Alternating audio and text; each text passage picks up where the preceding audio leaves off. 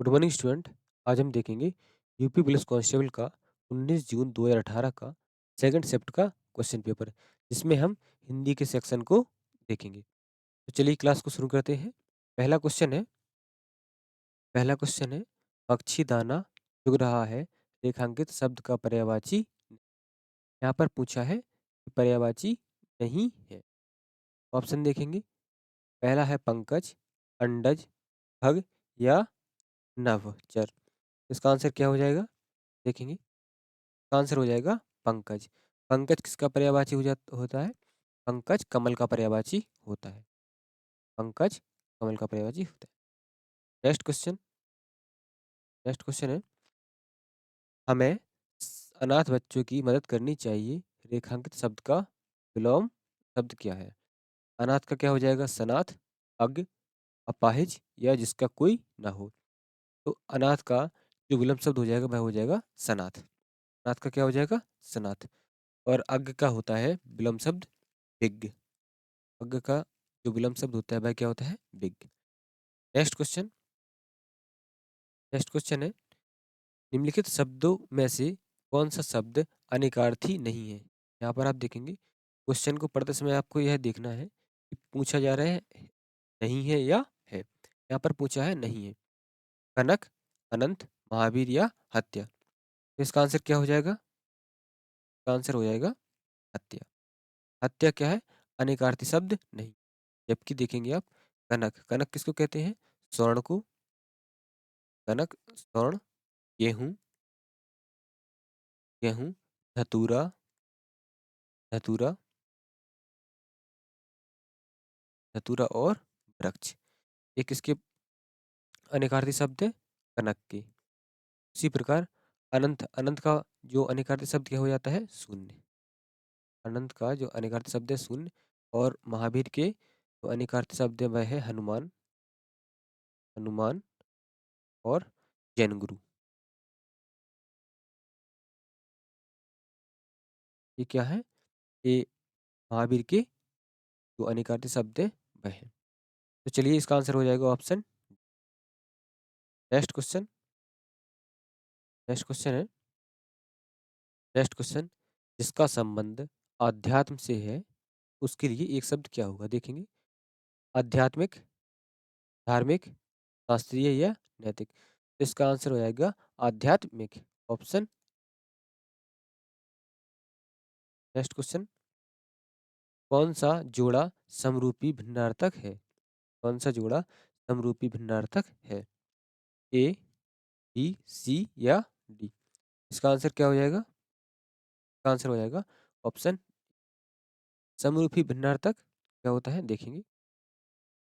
समरूपी भिन्नार्थक शब्द वे शब्द जो बोलचाल में एक जैसे लगते हैं। समरूपी भिन्नार्थक शब्द क्या होते हैं? वे शब्द जो बोलचाल में एक जैसे लगते हैं परंतु अर्थ में भिन्नता होती है। परंतु उनके अर्थ में भिन्नता होती है। जैसे देखेंगे। यहाँ पर देखेंगे अवधि, अवधि, अवधि का अर्थ क्या होता है? समय। अवधि का अर्थ होता है समय। और अवधि इसका अर्थ होता है, इसका अर्थ क्या होता है? अवध क्षेत्र की बोली। अवध क्षेत्र की अवध क्षेत्र की बोली।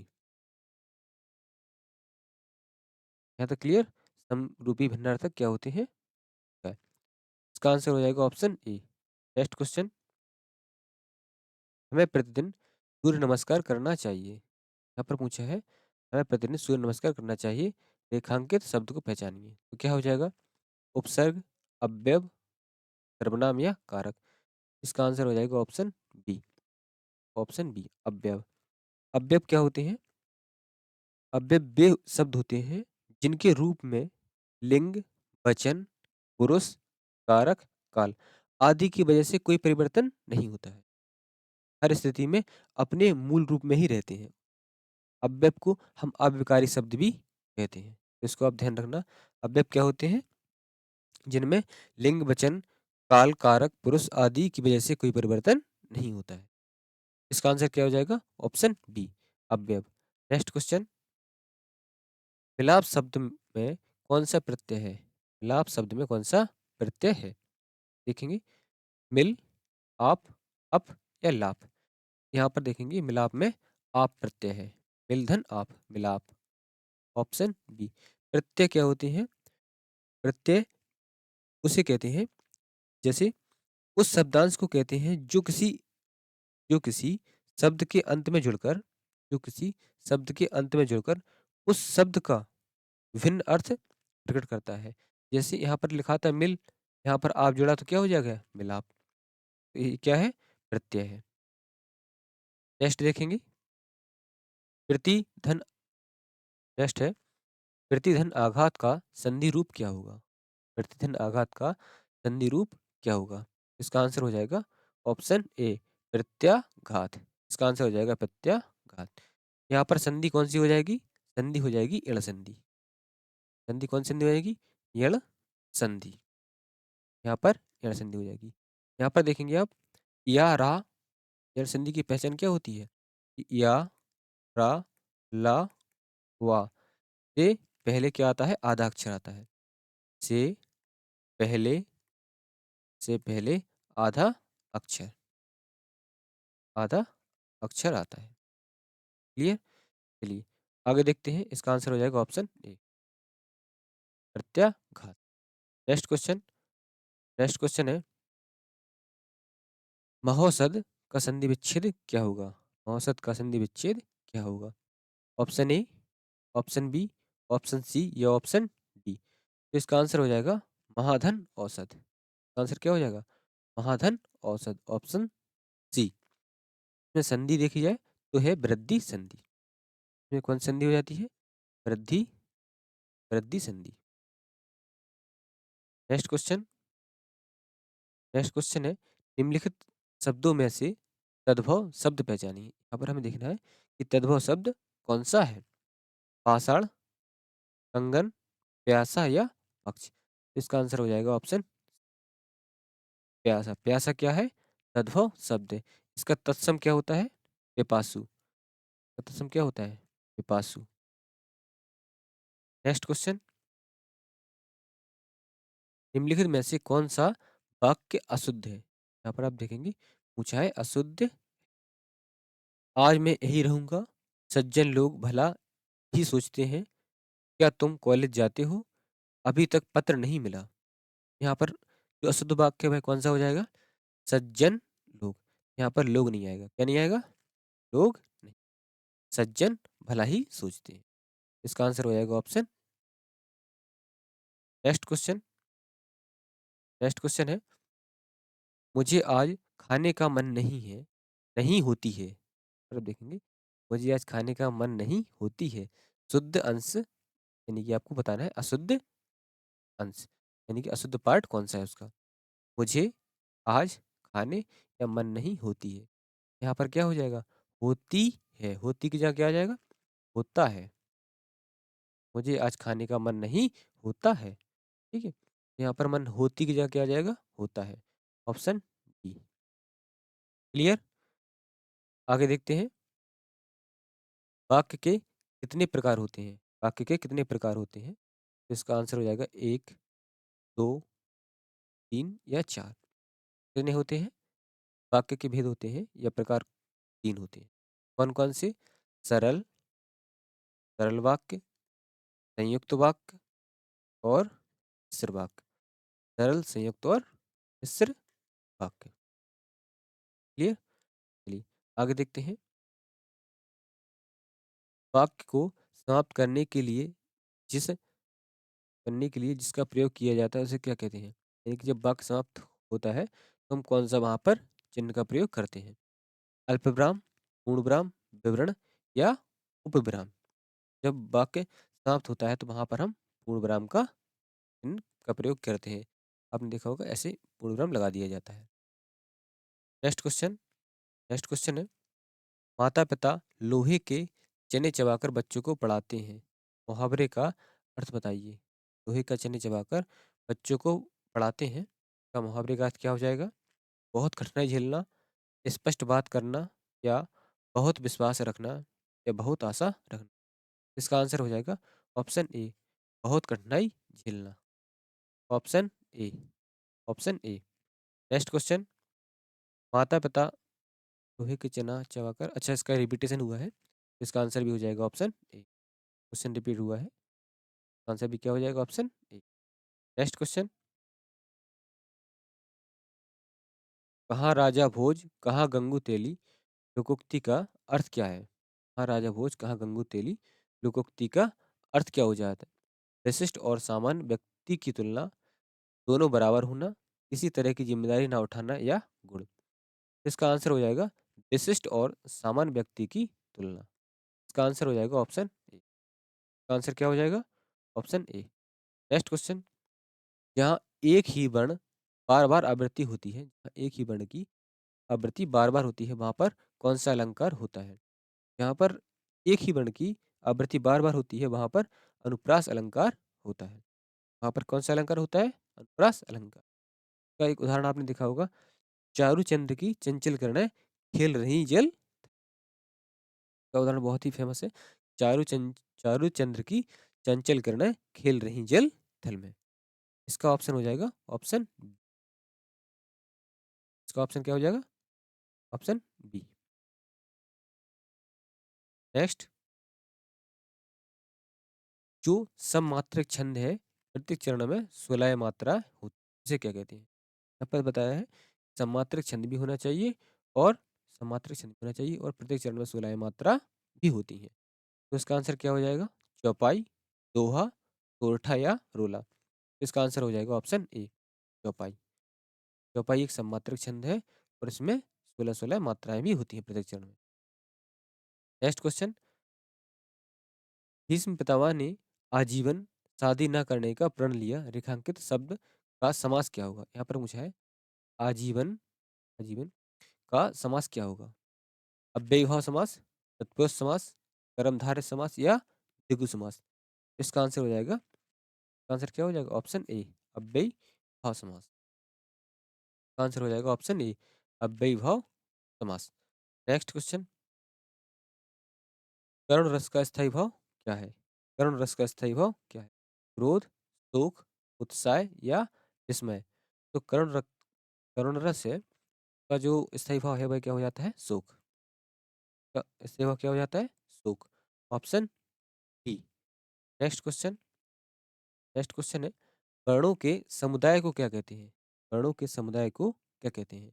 तो वर्णों के समुदाय को क्या कहते हैं? वर्णमाला या सर्वनाम, अक्षर या क्रिया। तो आपने पढ़ा है कि वर्णों के व्यवस्थित समूह को क्या कहते हैं? वर्णमाला। आंसर क्या हो जाएगा? ऑप्शन ए, वर्णों के व्यवस्थित समूह को हम क्या कहते हैं? वर्णमाला।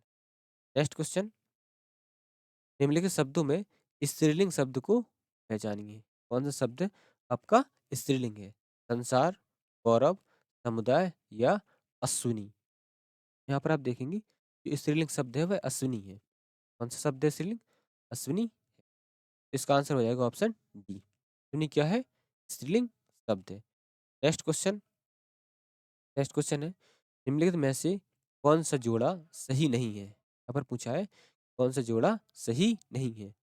बेटी, बेटियां, डिबिया, डिबिये, श्रोता, श्रोतागण, बधु, बधुएं। तो यहाँ पर आप देखेंगे डिबिया और डिबिये ये क्या है? एक गलत है। इसका आंसर हो जाएगा option. Next question, next question देखेंगे, निम्नलिखित वाक्यों में से संबंध कारक का वाक्य पहचानिए। यहाँ पर आप पूछा है कि कौन से वाक्य में संबंध कारक वाक्य का प्रयोग हुआ है? तो देखेंगे, राम खाना खाता है, राधा का कुत्ता बहुत तेज दौड़ता है, राम ने रावण को मारा या माँ अपने बच्चों को मारती है। यहाँ पर देखेंगे संबंध कारक पहचान की पहचान होती है का, राधा का कुत्ता, काकी के, जो कि संबंध कारक को दर्शाते हैं। आंसर हो जाएगा option, option B. Next question, next question है, निम्नलिखित शब्दों में से विशेषण को पहचानिए। शब्दों में से विशेषण को पहचानिए। ऐतिहासिक, वासना, आश्वासन या अपेक्षा। इसका आंसर क्या हो जाएगा? इसका आंसर हो जाएगा ऑप्शन ए, ऐतिहासिक। आंसर क्या हो जाएगा? ऑप्शन ए। नेक्स्ट क्वेश्चन, जागना मूल रूप से क्रिया का प्रथम प्रश्नार्थक रूप क्या होगा? जागना क्रिया का जो प्रथम प्रश्नार्थक रूप होगा वह क्या होगा? जागना, जगवाना, जाग, बाना या जाग? इसका आंसर हो जाएगा जगाना। क्या हो जाएगा? जगाना। Option A. नेक्स्ट नेक्स्ट है निम्नलिखित वाक्यों में से पूर्ण वर्तमान काल को स्पष्ट कीजिए। पूर्ण वर्तमान काल को स्पष्ट कीजिए। ऑप्शन देखेंगे। अब हमारे पढ़ने का समय हो गया है। वह घूमने जा रही है। वह पढ़ रहा था। या मैं बाहर जाऊंगी। यहाँ पर पूछा है पूर्ण वर्तमान काल। इसका आंसर क्या हो जाएगा? ऑप्शन आंसर क्या हो जाएगा? ऑप्शन ए। अब हमारे पढ़ने का समय हो गया है। Next question. सुरेश गीत गा रहा था वाक्य में काल है। सुरेश गीत गा रहा था वाक्य में काल है। कौन सा काल है? अपूर्ण भूतकाल, पूर्ण भूतकाल, सामान्य भूतकाल या आसन्न भूतकाल? इसका आंसर क्या हो जाएगा? इसका आंसर हो जाएगा ऑप्शन ए अपूर्ण। आंसर हो जाएगा ऑप्शन ए अपूर्ण भूतकाल। Next question. Next question. Mahatma Gandhi ji ने किस कवि को राष्ट्रकवि का सम्मान किया? महादेवी वर्मा, जयशंकर प्रसाद, मैथिली शरण गुप्त या सुमित्रानंदन पंत? इसका आंसर हो जाएगा ऑप्शन सी मैथिली शरण। गांधी जी ने मैथिली शरण जी की जो कि रचना है भारत भारती उसको पढ़कर गांधी जी ने मैथिली शरण गुप्त को राष्ट्रकवि कहकर सम्मान दिया। नेक्स्ट क्वेश्चन का आंसर हो जाएगा ऑप्शन। नेक्स्ट क्वेश्चन देखेंगे। देवदास उपन्यास के लेखक कौन है? देवदास उपन्यास के लेखक कौन है? प्रेमचंद, शरत चंद्र चट्टोपाध्याय, धर्मवीर भारती या रामचंद्र शुक्ल? तो देवदास उपन्यास से लेखक कौन है? Sharat Chandra Chattopadhyay. Option. Next question. रामायणी के रामायणी के रचयिता है। रामायणी के रचयिता कौन है? जयशंकर प्रसाद, महादेवी वर्मा, सूर्यकांत त्रिपाठी निराला या सुमित्रानंदन पंत? इसका आंसर हो जाएगा option A Jaishankar. Option A Jaishankar. Next question. कौन सी रचना कौन सी रचना तुलसीदास की नहीं? यहाँ पर पूछा है कौन सी रचना है जो कि तुलसीदास जी की नहीं? दोहाबली, रवली, रामचरितमानस या यामा? यहाँ पर पूछा है नहीं है। यामा नहीं है। यामा नहीं। Option D. यामा किसकी है? महादेवी वर्मा की। वहाँ है महादेवी देवी वर्मा की रचना है। चलिए क्लास को समाप्त करते हैं और मिलते हैं कल की क्लास में। यदि आपका कोई डाउट है तो आप कमेंट करके पूछ सकते हैं। धन्यवाद।